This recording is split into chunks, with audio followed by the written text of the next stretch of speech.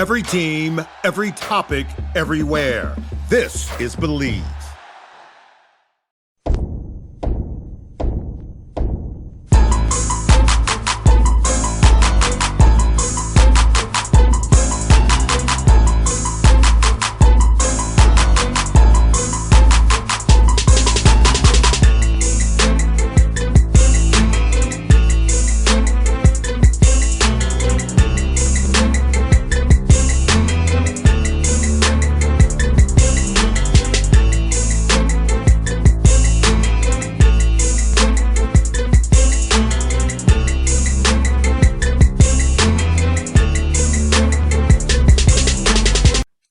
All right, folks, back on the Bossman Show here with new head coach of the Western Michigan Broncos, Coach Dwayne Stevens here with me on the Bossman Show. Coach Stevens, how you doing this morning, sir? I'm great, man. How are you? Thanks for having me. Coach, I'm great, man. Playoff time here in Atlanta. Hopefully the Hawks will do something with the Miami Heat, but I'm not feeling too good right now, Coach. Yeah, Trey got to play better for the Atlanta to play to have a chance. He's got to play a little better. I think they got a little physical with them. Yes, indeed. Yes, indeed. Now, Coach, you know, you've been an assistant for a long time, man, D1. So how's it feel to be the head coach, man, have running your own show now, man, after all these years of being an assistant, man? You know what? It's been pretty good, man. It's been really good, actually.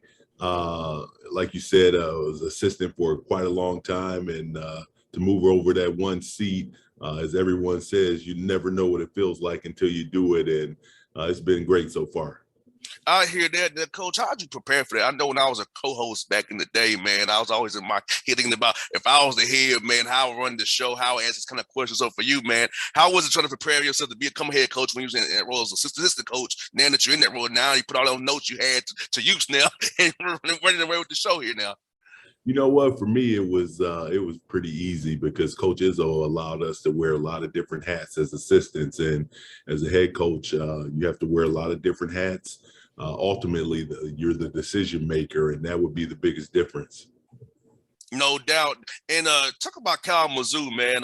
You know, I know that town is very popular, man. You know, a lot of great tradition up there. I mean, tell us about what about this program you made you want to make that smooth and this time to make the jump now to become a head man.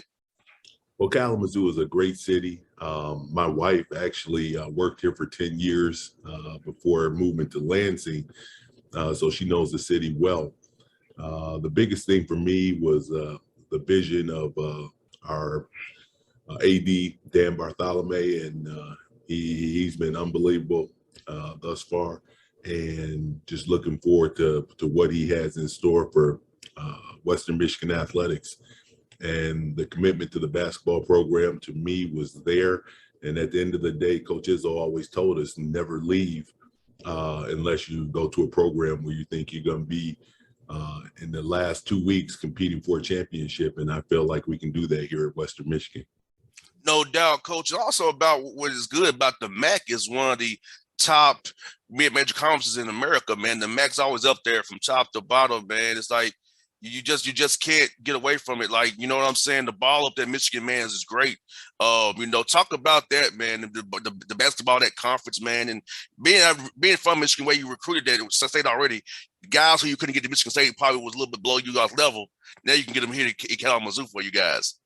Yeah, I think the MAC is a great conference, super competitive conference. Every night you got to strap it up because you're going to be in for a heck of a game. I think there's some great coaches in this conference, and I'm just looking forward to competing with those guys. I hear that, Coach. You know, and let me ask you this, man. What's going to be your ideal Bronco coming in? What kind of young man do you want to have in your program to build this foundation, build this culture that you want to have for years to come?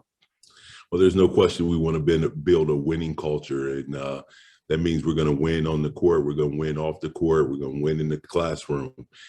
So that ideal Bronco, obviously he's going to be a high character kid.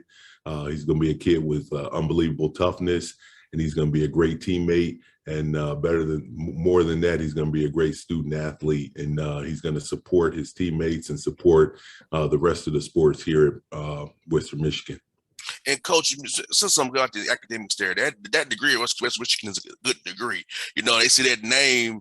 Hey, guys can get a job off that. And coach, as you know, and I both know, the boss has bouncing for these young guys at some point. Even follow us to stops at one point. So talk about that piece of it, coach. Is that hey, you need to realize, hey, yes, you're a basketball player here. Yes, but also you're a student first. You should want to get that degree so once basketball ends, you can do something successful with your life beyond the court. Well, I think that's one thing that Coach Izzo taught me is that academics is a huge part of what we do. We recruit these kids and, you know, we promise them that we're going to help them chase their dreams. A lot of these guys have dreams of playing basketball after college. And for us to help them chase that dream, we got to push them. But I am a big believer in how you do in the classroom is a reflection of how you're going to play on the court. So if you're struggling in the classroom, you're probably going to struggle on the court. I think with NIL and with the portal, the education part of a student athlete has been devalued, and we had to get back to making it a big deal for these kids to get their degrees, because for 99% of them, that ball is going to stop bouncing, and now they got to go out and find a job and you know, work for the rest of their lives. So I think as coaches, it's our responsibility to make sure that these guys are handling their business both on and off the court. No doubt, coach. Got to let everybody this question about building your program. I know it's with the changing portal thing. It's like almost each roster is year like an NBA is. It's year to year now. So with guys getting upset, getting the portal, some guys can't find them a home. So knowing how the portal is now with NIL, as you mentioned, it's going to be a mixture of high school kids, international guys, portal guys, you know, trying to build this roster the right way, because I'm trying to keep it continuity as well and build a program knowing that guys, you got to keep recruiting your own guys because they might leave on you too.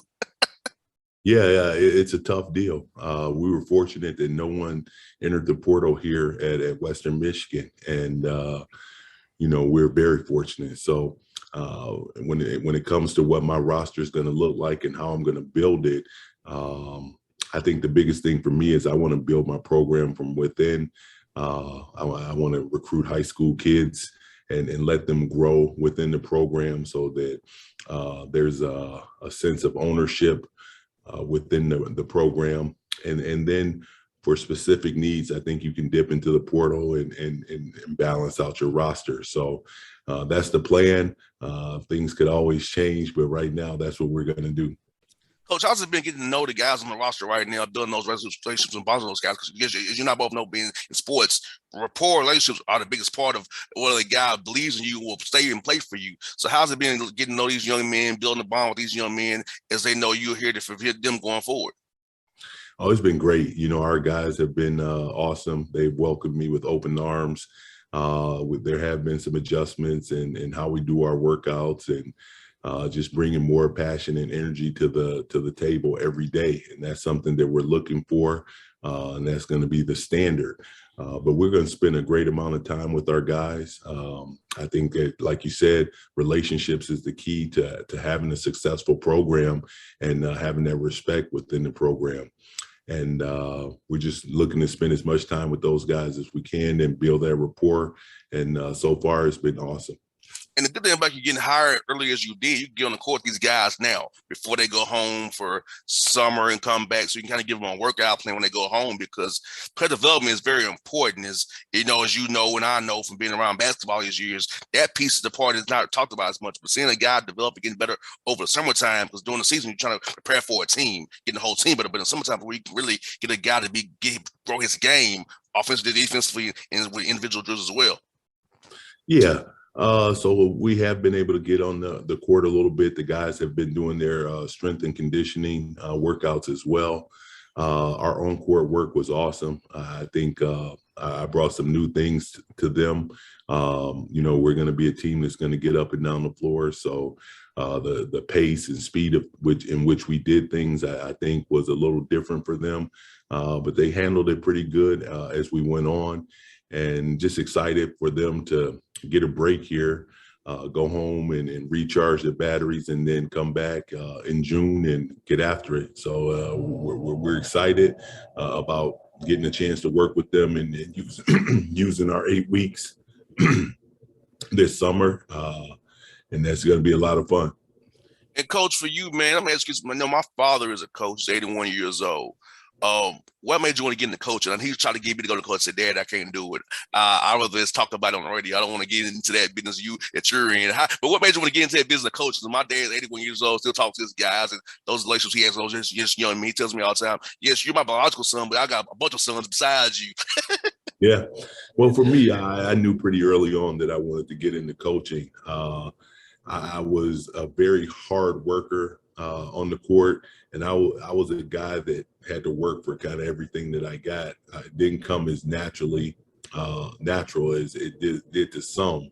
I would say I was a good to average athlete.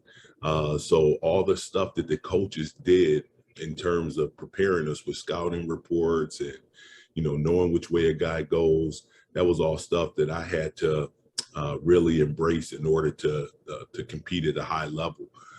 So I knew that was something that I wanted to get into at a pretty early age. And I was fortunate enough to play overseas for 4 years and had a couple NBA tryouts and just didn't get over the hump. But once I came back from over in Europe, I got right into coaching, and I've been blessed to be able to coach at some remarkable institutions, and Western's no different. Excited about the opportunity, and just can't wait to get going. I'm gonna ask you about Atlanta, coach. When you come to Atlanta, coach, what's your favorite spot to eat down here, man? When you come down here to ATL? Oh man, well, it's funny because it used to be Gladys Knights, and then I heard they closed it. Yeah, they did. Unfortunately, yeah, they did. So that was my spot. But there's a lot of awesome places to eat down there. But that was my spot. Well, coach, if you come down here, for Lake Point, the Peace Jam, love to link up with you, man. Just show you some new spots down here, man. I got a bunch of them for you, coach, that you'll definitely enjoy for you and your family, man. I appreciate that. I look forward to it. Coach, thank you for your time this morning. It was real fun, man. Thank you. All right. Take care, man. Thank you now, coach.